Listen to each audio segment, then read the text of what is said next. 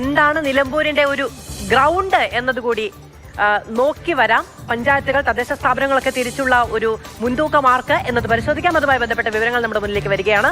പ്രത്യേകിച്ചും തദ്ദേശ തെരഞ്ഞെടുപ്പിനെ ഇനി അധികം കാത്തിരിക്കേണ്ടതില്ല എന്നതുകൊണ്ട് ഓരോ തെരഞ്ഞെടുപ്പ് പഞ്ചായത്തിലെയും രാഷ്ട്രീയ സാന്നിധ്യം അത് ആർക്കൊക്കെ ഗുണകരമാകുമെന്നാണ്. UDF 5 പഞ്ചായത്തുകൾ ഭരിക്കുമ്പോൾ നിലമ്പൂരിലെ 2 പഞ്ചായത്തുകളിൽ മാത്രമാണ് LDF-ന് ഭരണ നേതൃത്വം. ആകെയുള്ള 7 പഞ്ചായത്തുകളിൽ UDF 5, LDF 2 എന്ന നിലയ്ക്കാണ് നിലമ്പൂരിലെ ഒരു ശക്തി, അല്ലെ? ഇനി ഏതൊക്കെ പഞ്ചായത്തുകളാണ് അത് എന്ന് നോക്കാം. LDF-ന് ഭരണമുള്ള, LDF-ന് മുൻതൂക്കമുള്ള, കൂടുതൽ വോട്ടുള്ള പഞ്ചായത്തുകൾ 2 എണ്ണമാണ്. അത് ഒന്ന് പോത്തുകല്ലാണ്, ഒപ്പം തന്നെ അമരമ്പലം, നിലമ്പൂർ നഗരസഭ. ഈ 3 ഇടങ്ങളിലാണ് LDF-ന്റെ ശക്തി കൂടുതൽ പ്രകടമായിട്ടിരിക്കുന്നത്.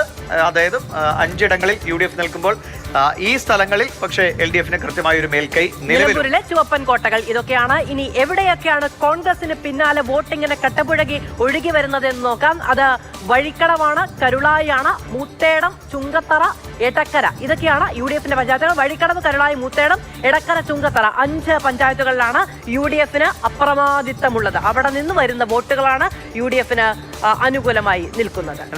ഈ 5-2 വെച്ചുകൊണ്ടാണ് കേട്ടോ അൻവർ 2700-ന് കയറിയത്. പക്ഷേ നമുക്കറിയാം നിലവിലെ സാഹചര്യങ്ങൾ. അൻവറൊക്കെ തന്നെ നേരത്തെ സൂചിപ്പിച്ച പോലെ വന്യമൃഗ മനുഷ്യ സംഘർഷങ്ങൾ പതിവാകുന്നു. അതൊക്കെ ഗ്രാമപ്രദേശങ്ങളിൽ വലിയ തോതിൽ ആളുകളുടെ പ്രതിഷേധങ്ങളൊക്കെ നമ്മൾ കണ്ടുകൊണ്ടിരിക്കുകയാണ്. ഇപ്പോൾ മലപ്പുറം കാളികാവിൽ കടുവയെ പിടിക്കാനുള്ള ശ്രമം ഇപ്പോഴും നടക്കുന്നു. കഴിഞ്ഞ ദിവസം അവിടെ വനവകുപ്പിന്റെ സംഘത്തെ തന്നെ തടഞ്ഞിട്ടുകൊണ്ട് ആളുകളുടെ പ്രതിഷേധം കണ്ടാണ്. അപ്പോൾ അതൊക്കെ പല നിലയിൽ വോട്ടിനെ സ്വാധീനിക്കാനിടയുള്ള കാര്യങ്ങളാണ്. നിലമ്പൂരിന്റെ കുന്നുകയറി പ്രചാരണത്തിന് എത്തുന്നത് ആരൊക്കെയാണ് എന്നത് വളരെ പ്രധാനപ്പെട്ട ഒന്നാണ്. അവിടെ പ്രചാരണത്തിന് നേതൃത്വം നൽകാൻ തന്നെ തീരുമാനിച്ചുറപ്പിച്ച് ഉത്തരവാദിത്തം ഏൽപ്പിച്ചു കൊടുത്തിരിക്കുന്ന എം സ്വരാജിനാണ് LDF.